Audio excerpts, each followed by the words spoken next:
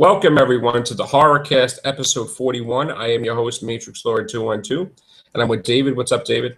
Hey, guys, what's up?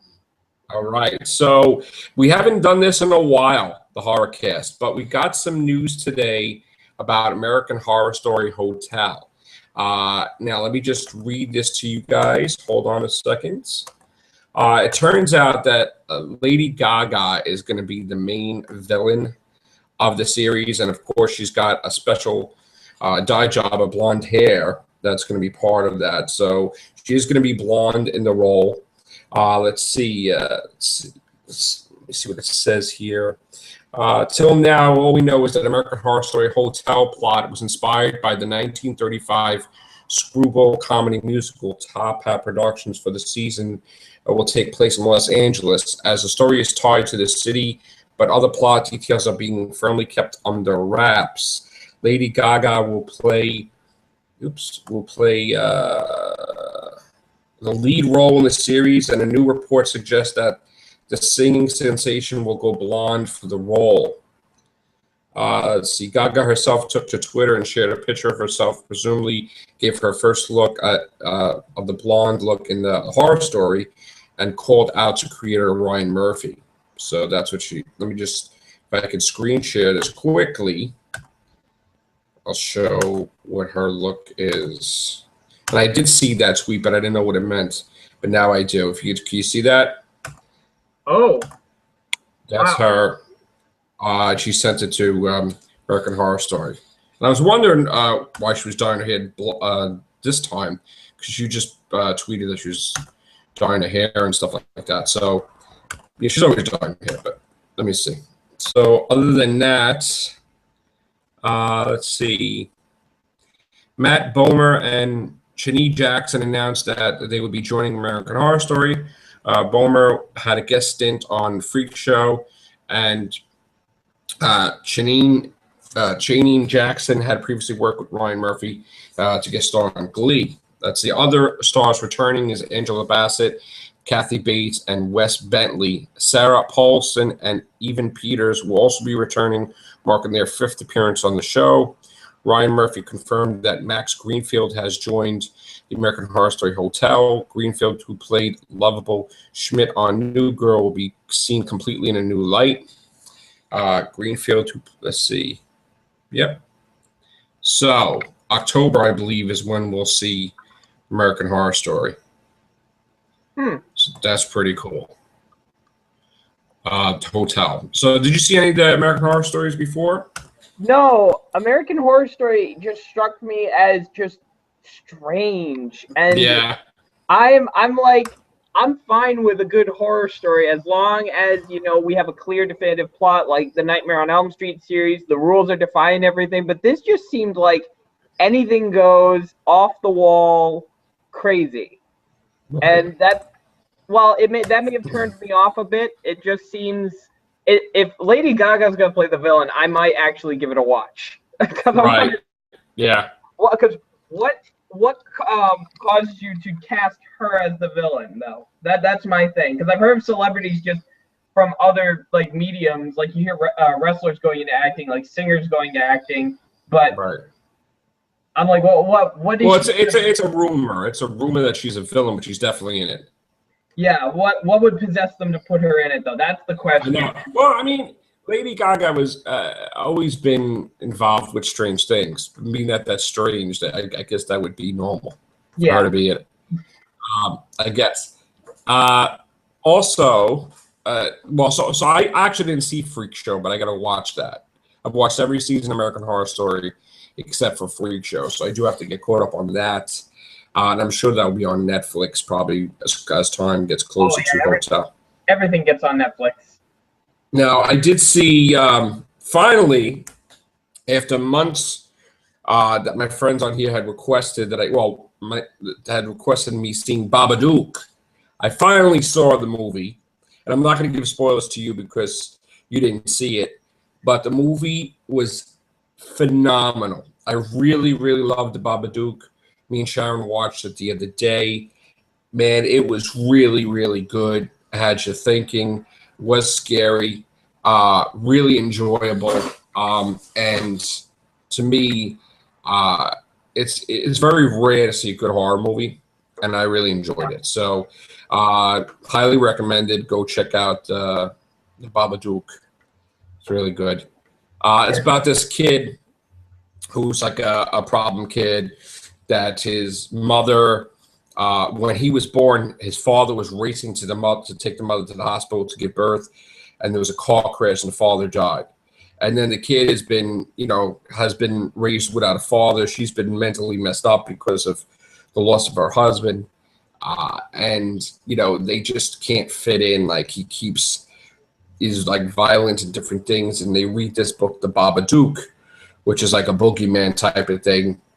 And the book's like saying, you'll never get rid of me, blah, blah, blah. And it turns out that all this stuff starts happening and the Babadook starts appearing. And it's really, really good. Like it's really classic horror, awesome. So I really enjoyed it. And, half these things out there today just suck. Yeah. Last horror film I saw was the Eric Bana movie, Deliver Us from Evil. Right.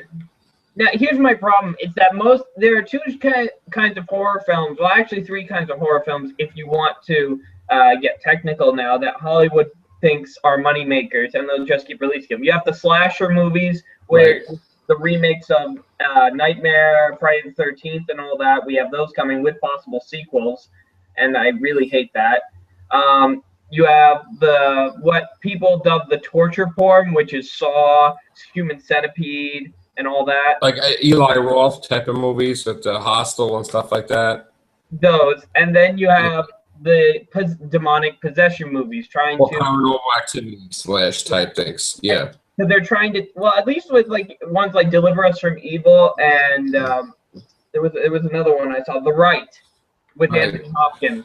Those are trying to hit the same vein that The Exorcist did. And I actually watched The Exorcist for a film class, and it's fantastic. I mean, it's a really, really good movie. Even if you're not religious at all, it's a fantastic movie anyway. Just because, like, the whole thing, it just seems really surreal to watch. Right. But yeah, that's one of the few horror movies that I genuinely love is The Exorcist, and I'll watch it again. Even. Yeah. That's not something I normally say. I recently saw the Poltergeist remake. Really? And I liked it, but to me, I like the original one better. As I said before on the Everything Show, it seemed to me like it was short and rushed, like everything was trying to fit within a less amount of time. It turns out I was correct.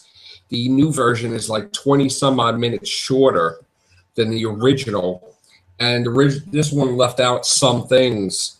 So they says it's a reboot, but technically I believe it's like a sequel because they did mention very quickly the family that this went through in the original Poltergeist. That was related to this guy. It was like this guy's brother or something. They mentioned it very quickly, meaning that technically this is kind of like a sequel, because that did happen, Poltergeist 1, 2, and 3, and now this would technically be 4, but not for like a reboot, remake, but just new family now. So I wish I to be clear on that. Like, I mean, you want like a good example is like Curse of Chucky, the direct-to-DVD movie. And if you haven't seen it, for any viewers watching, please go out, get the DVD, especially if you felt that Bride and Seed of Chucky were terrible. Right. It does manage to recapture what made the Child's Play franchise perfect. And the great thing is, it doesn't try to retcon Bride and Seed of Chucky. Those movies happen. And probably one of the best end credit scenes you are ever going to get. Stay to the end of the credits, and you'll be thanking me. But seriously, mid credits and end credits. There's like 2. Oh yeah, yes. But I think which basically the movie ending set the stage for 2 different Child's Play sequels. Okay, at different time periods. We see, he gets, he meets up with the little girl and then and he ties the grandmother in the basement or something, and that's something. And then he's about to try to, spoilers, transfer soul into the girl. Okay, that's one. The other one is where he finally arrives at the original Child Plays. The kid is now grown up. Andy. But Andy, I don't want to like reveal what happens, but technically the reason for doing this is technically they could have 2 or 3 more movies, and it's like, well, which one takes place when? Yeah. Because I see that the idea is there where if they wanted to reboot it, they would have him inside the girl and then doing all that, which is going to be weird as a child killing everybody. And then somehow he, at the end, goes back into the doll. And then if he was going to be the girl, the thing is, when you have a franchise like Child's Play, you kind of have to have him in the doll at some point. As much as people say, oh, can we have something new? It's something different. Yeah. And you don't want to have something, you also don't want to have something that's uncomfortable. Yeah. Kind of freaky. I mean, to have a little kid going around going like that, that's like something out of Omen and stuff. And, that wouldn't fit. But it is, I got to say, it was actually fresh, enjoyable movie. I thought when I heard that it was direct to DVD, I was kind of concerned because half these movies that go direct to DVD suck. And this was actually just the opposite. This reinvigorated the future of the Child's Play movies and Chucky movies. Well, I mean, they used to be called Child's Play, now they're called Chucky. But it was just now, they can continue with sequels. They originally had the idea to reboot it. They scrapped that, and they're going to keep making sequels, which is fantastic, I think. Yeah, because the Child's Play timeline or the Chucky movies are not as convoluted as some people think, so you wouldn't have to reboot it. Really, you can continue on that line, or even if you wanted to. I mean, we do love Charles Lee Ray's Chucky, but even if you wanted to say do something where with another killer. Yeah, I wouldn't want that. No. Have you ever heard of the comic book have the comic book Hack Slash before? I heard of it, never saw it though. Well, Chucky does make an appearance. So for those of you who don't know, Hack Slash follows the daughter of a slasher. Her name's Cassie Hack. She goes around killing slashers. Some are actually inspired by villains from movies, and some are the villains from the movies. And one of them is Chucky, and she does actually fight Chucky. It's really so fun. She's the daughter of a slasher. Yeah, she was bullied in school, and her mother was the cafeteria with the cafeteria. The head of the cafeteria, and so she cut up the people who were bullying her daughter and fed them to everyone else. Oh, well, that's interesting. It is. And she goes around killing all slashers, all horror icons. Well, not all horror icons. So most of them are original things, original creations. Though though they are taking pages from like Jason and Freddy. Right. So yeah, but Chucky was enjoyable in that. It was a lot of fun. Oh, that's cool. That's really good, actually. Yep. Well, we do know that I read earlier this week that they are writing a new Chucky. It should be out soon. I think it's the 7th one. I believe the 7th, I think. Might be the 7th one. 1, 2, 3, Bride, Seed, Curse. Yep, 7. 7th, right. And that's not going to stop there. There's going to be more. But right now, let's just focus on 7. Also, Friday the 13th is coming out next year. That is not going to be a sequel to the reboot. So now people, again? It's not going to be the sequel to a reboot. It may be a sequel to the originals, being that because of the deal with Christopher Nolan, which is a freaky deal, in order for him to get Interstellar made, he made the movie company promise to give the rights back to Friday the 13th to Paramount Pictures, which is a weird thing. There's this weird deal. It's kind of really strange, but he got it done. And now Paramount Pictures has Jason back home. So it's not poisoned by like New Line Cinema with Freddy and all that nonsense when they changed everything. Yeah. So now he's back home where it belongs for about 5 or 6 years. So now they can make like tons of movies and everything within those 6 years or 5 years, and even a TV show. So that's exactly what they're doing. They are going to do the Friday the 13th TV series, which is actually Jason in it, not some ancient artifacts that are possessed. That used to have a Friday the 13th series that had nothing to do with Jason. Yeah, this is actually Jason killing people in Crystal Lake, and the survivors of all the Paramount Picture movies may show up to take on Jason or their children or grandchildren, and Jason may be fighting Tommy Jarvis in there, maybe fighting Corey Feldman. You know, this is what the rumors on the TV show. Now, this will also the movies will also happen while that's happening. So Friday the 13th may be a success, get season 2, season 3, season 4.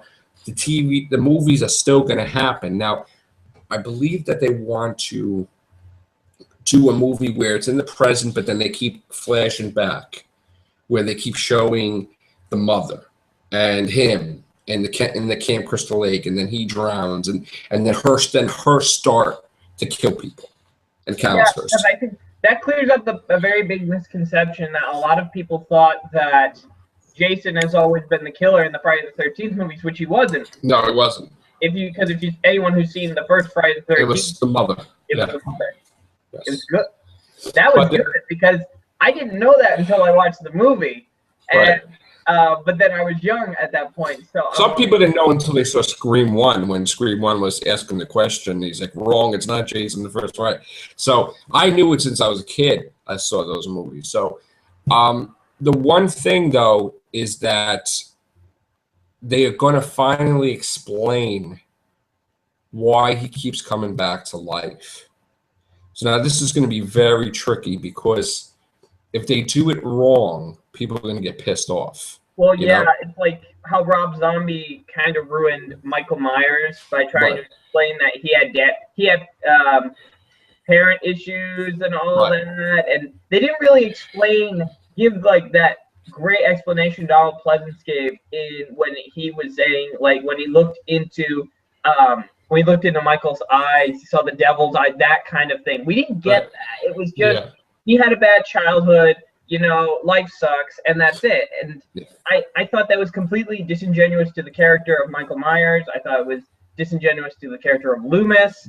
But yeah, seriously, I really don't want Jason to fall in the same grave as Michael Myers. Yeah, so the thing is that we've always known he was an only child. And New Line screwed that up, saying that he wasn't an only. He was an only child. There was no other children.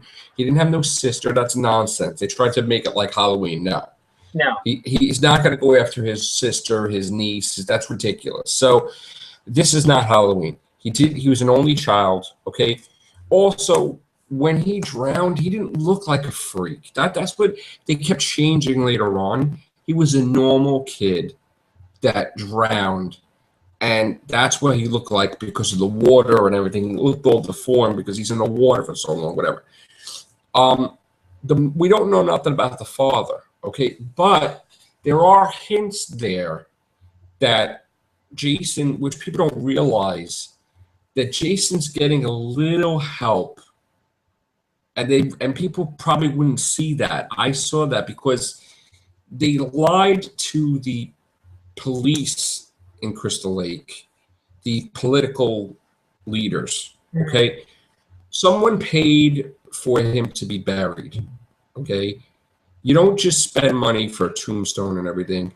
You could bury him in Potter's Field. So someone paid for that. Also, they lied to the police in 6 saying he was cremated. Okay, or in 5 he was cremated.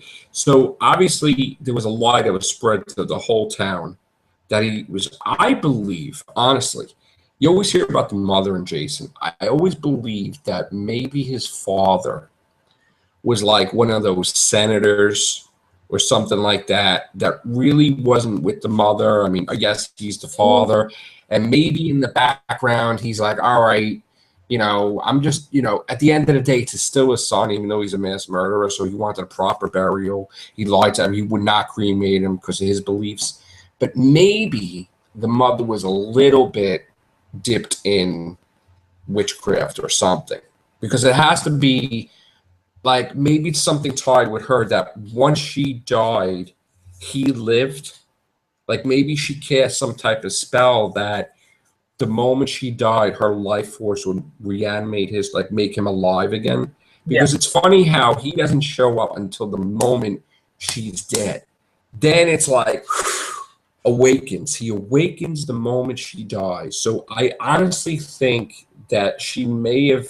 I mean, this is just me theory wise, but I honestly think that she cast some type of spell before he even drowned that bonded them or linked them or some type of protection spell or some type of thing that it went wrong because she never expected him to drown and then she never expected to die. So maybe it's a thing where, one lives, the other dies.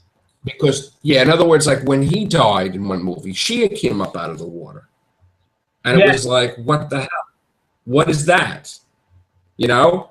And then that didn't make any sense. And then she goes back in and he comes out. It's like, you know, he's in the movie. So I tend to believe that because now I didn't like the whole, oh, he dies, he just hops in bodies. This is not body snatchers. This is not possession. Yeah. Like Jason Goes to Hell. And I don't like the soul thing. That's Freddy Krueger. So they did the Freddy Krueger thing. They did the Halloween thing. They did all the ones mixed in one. He doesn't hop in bodies. He has one body, okay? Somehow he just keeps coming back with that body. I didn't believe the whole thing. He's in hell, all that stuff. I don't like any of that stuff. That's like nonsense. I did like Freddy versus Jason, but that whole nonsense with the hell thing, that's just ridiculous. So, well, I think though that since Freddy versus Jason, I guess, takes place within the continuity of the original timeline for Friday the 13th. I mean, that kind of gives your theory a little more credit because if Jason lives in a world where there's a murderer who can kill people in their dreams, you know, you can lend a little bit more suspension of disbelief to the fact that the mother practices witchcraft or something. Right. So I think you don't know what the hell they do in I'm not saying everybody does that, but in that area with the woods and everything, and if they don't have like TV, what the hell are they doing? You know, maybe she was a, you know, practicing Wiccan or witch or something, and she just cast something, not thinking that the thing she cast would keep bringing him back to life. Like it was, you know, maybe something, and I think that's going to explain. I don't want them to do something like toxic waste brought him back to life or something stupid like that. He's not a superhero, people. Yeah, exactly. So he's not Toxic Avenger. So I do want to see something like that. Maybe that's the only plausible thing I can think of is that some type of incantation thing, because they tried to hint at that in Jason Goes to Hell, which I really don't like to recognize. But the funny thing is, in Jason Goes to Hell, there's this huge mansion.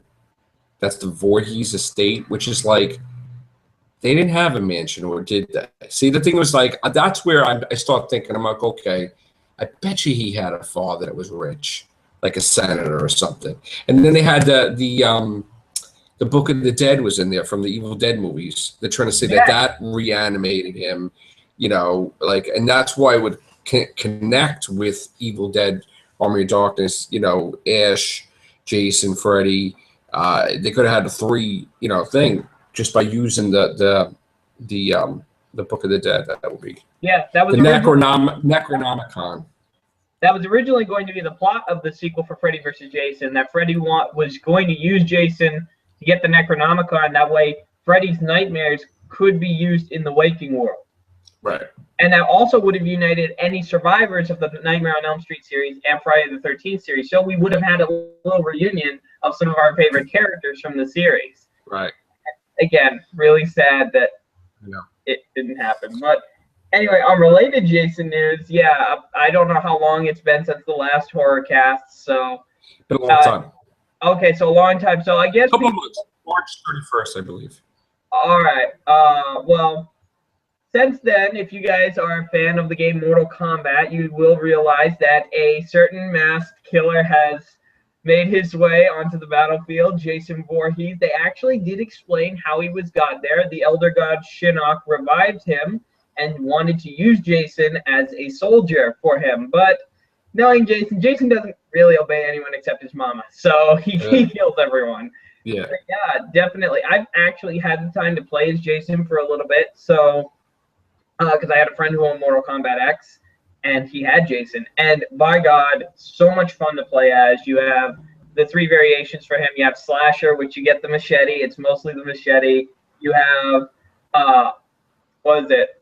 I think it was Unstoppable, which is Unstoppable is where if someone knocks your life bar to zero, there's this huge explosion, and then all of a sudden Jason's on the ground, lightning strikes Jason, and he sits up Undertaker style and gets back into the fight. Oh wow. And then there's, I think, Unrelenting. That's like Jason Lives, the sixth one. Yeah, and then Unrelenting, I believe, or Relentless. That's where he actually has a teleport feature where he can go through this like myth and comes out on the other side of the screen, like Camp Crystal Lake, and his fatalities so reminiscent of his other one. It was like total oldies Friday the 13th movie. He goes up with his machete. You have the shot of them looking up, scared, and then one shot of the machete, and then coming down, slicing them in half. And then the other one, he grabs the person by the leg and just starts slamming them around, like how, in kind of the way he did in Jason X when he killed the people in the sleeping bag. That was actually kind of funny. Yeah. So yeah, I will admit, when I heard that Jason was going to be put in, unlike Freddy Krueger, like for Mortal Kombat 9, I was like, okay, what can you really do with this character? He's kind of a blank slate. There's really nothing that you could do like to make him unique in this universe. But it was really, really good. And hats off to NetherRealm for actually doing this. And we're also going to be seeing the Predator come into Mortal Kombat X, which I cannot wait, because what you could do with that is just the possibilities of what you can do with the Predator is fantastic. The Predator remains one of my favorite horror monsters of all time. Getting another movie, by the way, too. Oh yes, the thing is with aliens. With Alien? Aliens is coming back and Predators come back. Good. I was one of the few people who actually, I kind of liked Alien versus Predator because, it wasn't like, as far as movie crossovers go, I feel it was actually kind of underrated for what it was. I think we set our expectations too high based on like the comic and whatever. But, it wasn't, it was no Avengers, but I think it was pretty decent, all things considered. The second one I liked better because it was like rated R. See, the first one was just I didn't believe like that. I mean, I don't like it as much as I like the second one, believe it or not, because the second one, like I said, was true to form. The Predator movies were rated R, I believe. Yeah. So that was more believable. Try the unrated version. I actually own the unrated version of AVP, and the unrated version is actually a little bit better because it puts in those scenes. Plus, there's some nice little callbacks. The thing that's great about Alien and Predator is that these movies they tie into all of these films really, really well. How in AVPR, when we had the Predator technology in the hands of the Yutani Corporation, yes, that explains how Weyland-Yutani was able to get this technology, like space travel and all this, in such a short amount of time. Plus, this also must take place. It could take place before Predator 2, maybe, or I don't know, because that would explain why the government was hunting the Predator in Predator 2. Right. Because they wanted that technology. See, I always wanted to see a Predator sequel with Arnold Schwarzenegger, where since the events of Predator, he's been hunting down aliens and different things from the, it could be the government, and then he comes across after all these years as he comes across another Predator, which he hasn't seen. So I would love to see Arnold Schwarzenegger return in a Predator movie, and I think that they should sign him for a Predator movie because he's coming back with everything. He's coming back with Conan. He's coming back with Conan the King is coming out. He's coming back with a sequel to Twins. All his movies are coming back with sequels. So the only thing that's not coming back is a Predator movie with Arnold Schwarzenegger.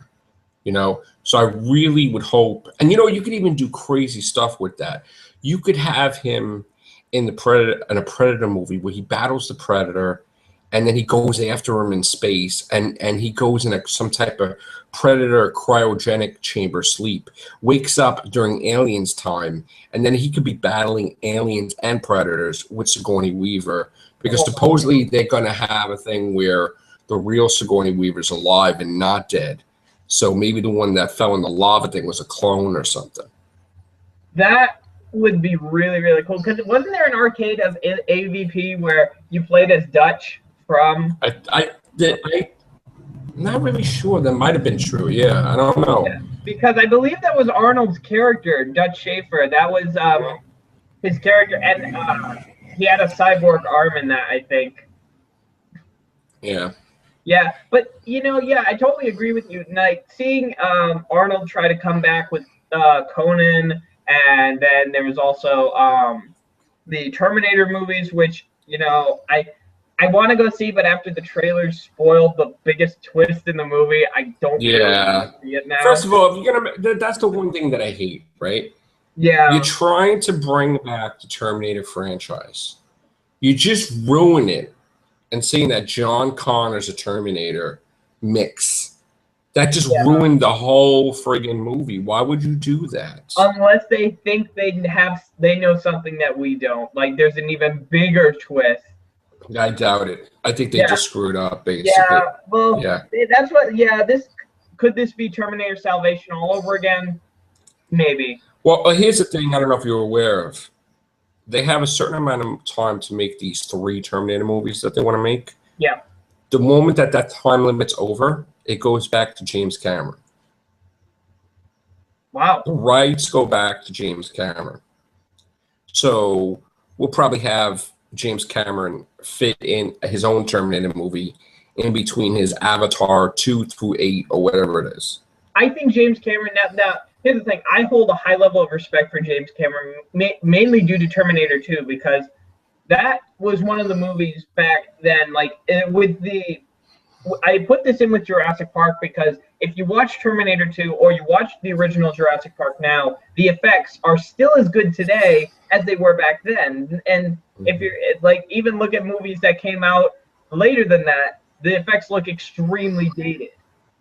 And yet those 2 films, especially with ILM during that time, was out of this world. And God bless Stan Winston, God rest his soul. He was one of my idols as a kid. He designed the animatronic dinosaurs for Jurassic Park. He designed the Predator face. He designed the Terminator, which is awesome. And I am glad to see that. Like, I would really hope James Cameron gets the rights back. He makes a really good Terminator film like we have with Judgment Day, because that is truly a sequel that went above and beyond the original. And James Cameron, I don't know his age now, but I know. I mean, do you really? I mean, I'm trying to think as him.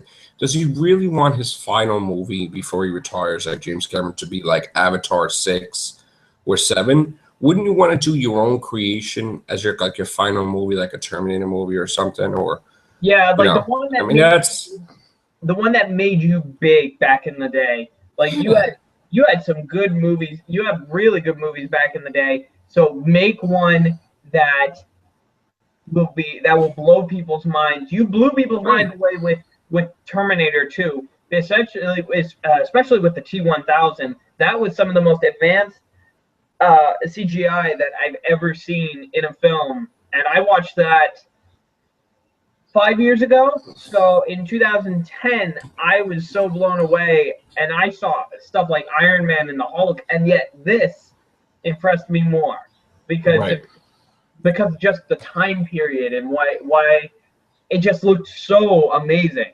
But really, I really hope James Cameron comes back to do another Terminator movie, even if it doesn't have Arnold in it. Even without Arnold, I think he could do a Terminator movie. And originally they said that The Rock was going to be the new Terminator.